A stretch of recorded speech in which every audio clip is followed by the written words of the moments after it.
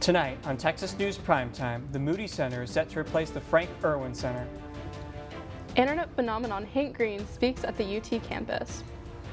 And our reporter interviews members of the Students for a Democratic Society. You're watching Texas News Primetime, your leader for live, local UT coverage.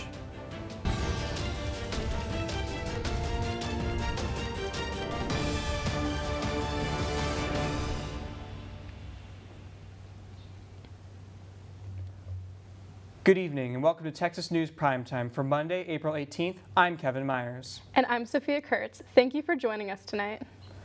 A group of UT students have formed the Riverside Justice Coalition to address a variety of issues faced by the students living in neighborhoods located far from UT. Many UT students live further south of the campus in Riverside, where rents can be less expensive than in neighborhoods closer to the campus, and commute to school by riding CAP Metro buses for free by swiping their ID cards.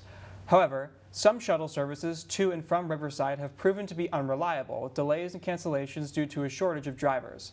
As a result, students have been late to or missed classes, which reflect poorly on their grades.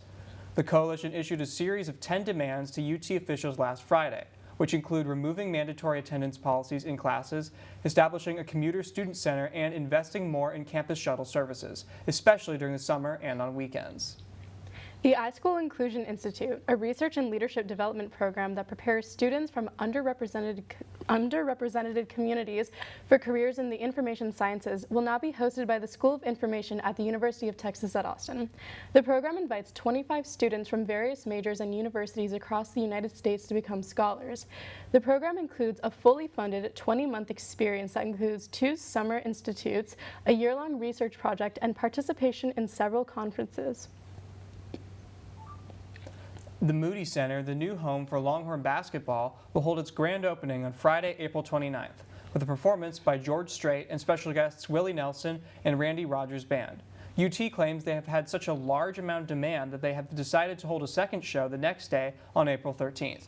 Pricing for the event ranges from about $50 per seat for standard admission to nearly $3,000 for the top-tier VIP package.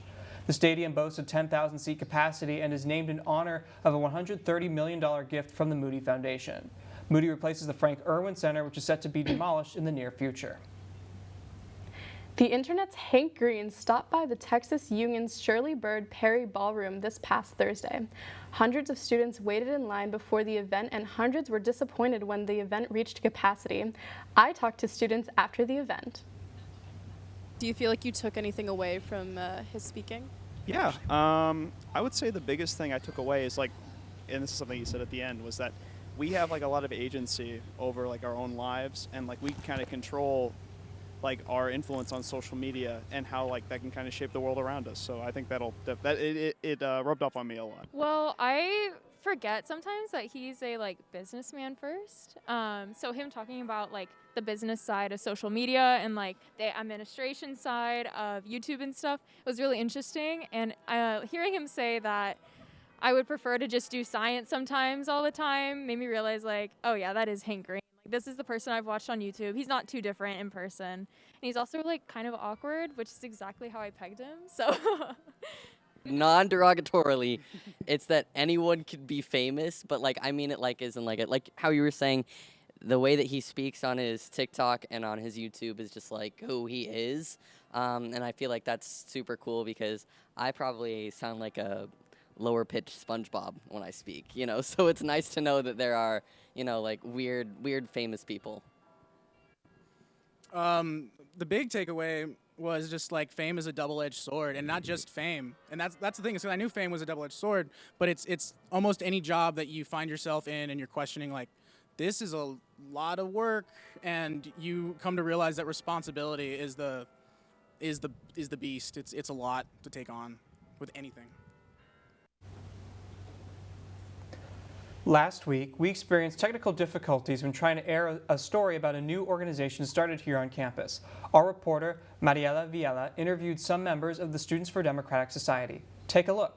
My name's Jake, and I founded the group Austin Students for a Democratic Society here at UT, and it's a chapter of the national organization. We started it basically last semester, and we're a progressive student activist group. For Students for Democratic Society, we've got a campaign to demand that UT better serve the needs of women and LGBTQ students on campus. We have a number of demands, one being to provide free menstrual products on campus in all the bathrooms. We also are demanding that they increase the number of gender-neutral restrooms on campus, because there's almost all of the buildings have them, but oftentimes they'll only have one and maybe just only on one of the floors. So we want them to expand that as well. My name is Angela. I'm a freshman. I'm currently a psych major.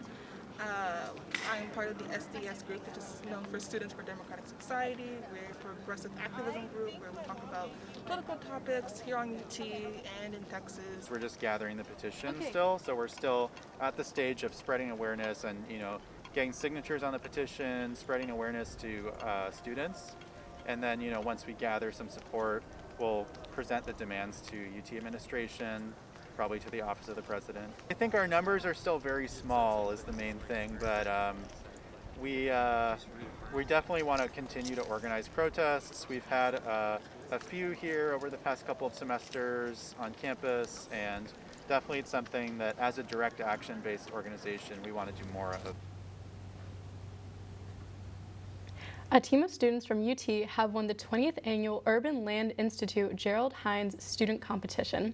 The team was comprised of students from the School of Architecture and the Macomb School of Business, and were awarded $50,000 for their solution to the given challenge of transforming a hypothetical 4-block site in downtown Oakland into a mixed-use, mixed-income neighborhood.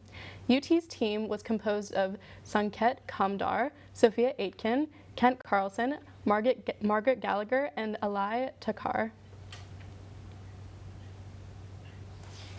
The U.S. Food and Drug Administration, or FDA, has permitted emergency use authorization for the first COVID-19 breath tests. These tests are designed to spot chemical compounds associated with the coronavirus in the breath. The device that operates these tests, the Inspect IR COVID-19 breathalyzer, is the size of a compact suitcase and produces results in less than 3 minutes.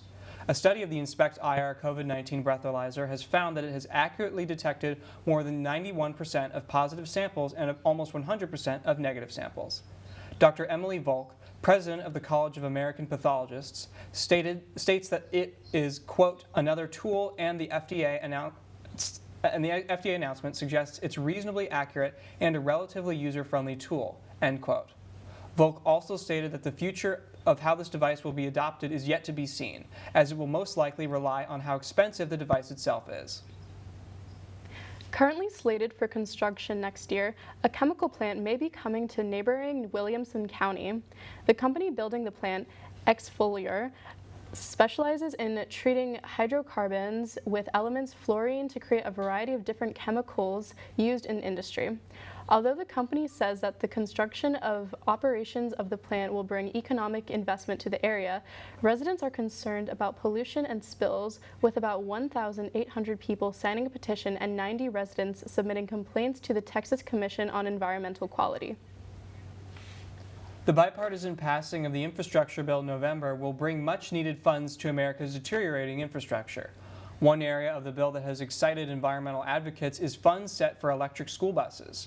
Currently, many school districts use diesel buses which emit many types of pollutants which can harm the environment but also contribute to health issues in children. Texas has a first-come, first-served program to distribute clean buses to school districts, though currently there is more demand than there is a supply of vehicles. The Central Texas Food Bank has served an average of 60,000 people across 21 countries each week before the pandemic, said Vindhya Gahiwa, volunteer ambassador and warehouse leader for the group. The number of people seeking help each week has since gone up about 25%. The share of Texas households experiencing food insecurity, homes with limited access to consistent meals and groceries, increased from 13% in December 2018 to 22% in June 2021, according to the Texas Research to Policy Collaboration Project. Additionally, the cost of food consumed at home has increased 10% over the past 12 months. Overall, inflation has recently risen at the fastest rate in decades. Higher prices in production, labor, and gas work their way to the shelves of grocery stores, increasing the cost of staples like eggs and peanut butter. Coming up, Kevin Bhaskar will be bringing you up to date in the world of business. Stay tuned. We'll be right back.